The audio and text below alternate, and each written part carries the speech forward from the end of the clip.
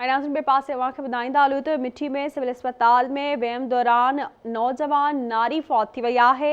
वारसनि पारां डॉक्टराणियुनि ते लापरवाही जो इल्ज़ाम हयो वियो आहे। वारसनि जो वाक़े ख़िलाफ़ अस्पताल जे अहाते में नारी जो लाश रखी एहतजाज कयो पियो वञे। अवां खे अपडेट कंदा हलूं। अहम ख़बर आहे त मिठी जी सिविल अस्पताल में वहम दौरान नौजवान नारी फौत थी वई आहे। वारसनि पारां डॉक्टराणियुनि ते लापरवाही जो इल्ज़ाम हयो वियो आहे। वारसनि जो वाक़े ख़िलाफ़ अस्पताल जे अहाते में नारी जो लाश रखी एहतजाज कयो पियो वञे।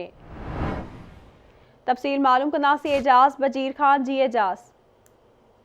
जी बिल्कुल, सिविल अस्पताल मिठी में मिठी शहर जी नारी जेका आहे उहा 32 सालनि जी निरोधा ज़ाल अमीत सुनारो आहे।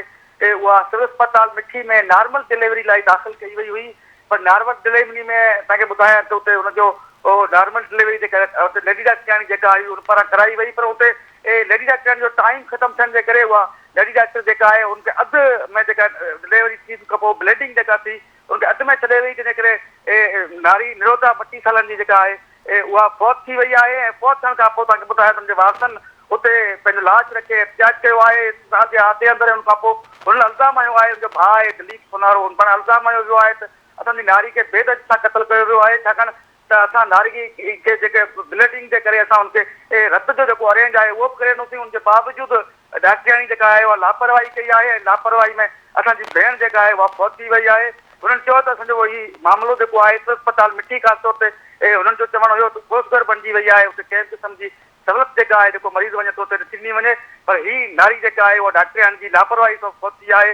तंहिं करे नारी जो क़त्ल केस जेको आहे उहो डॉक्टराणी जेका ज़िम्मेवार डॉक्टराणी आहे उन ख़िलाफ़ दाख़िल कयो वञे। हुननि चयो त असां समूरियूं सहूलियतूं जेको आहिनि दवाऊं ॿाहिरां वठी आयासीं, उन खां अलावा हुननि जो ब्लड जेको आहे जेतिरो हुननि चयो ओतिरो असां अरेंज करे ॾिनोसीं। हुनजे बावजूदि नारी जेका आहे उहा सिविल अस्पताल मिठी में अच्छा एजाज़, मूंखे इहो ॿुधाइजो त जे डॉक्टराणी इहो केस खयो हो नारी जो, अवां जी हुन सां ॻाल्हि ॿोल थी आहे, उन कहिड़ो मौक़िफ़ पेश कयो आहे या अस्पताल जी इंतज़ामिया सां अवां जी ॻाल्हि ॿोल थी आहे?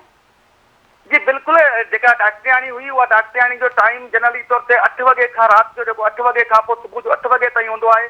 उनखां पोइ उहा डॉक्टराणी जेका आहे उहा पंहिंजे घर हली वई आहे ऐं उनखां पोइ मुंहिंजी सिविल अस्पताल इंतज़ामिया सां ॻाल्हि ॿोल करण जी कोशिशि कई वई आहे, पर सिविल अस्पताल इंतज़ामिया जी जेका आहे उहा हेसि ताईं को बि मौक़िफ़ ॾियण लाइ तयारु कोन्हे।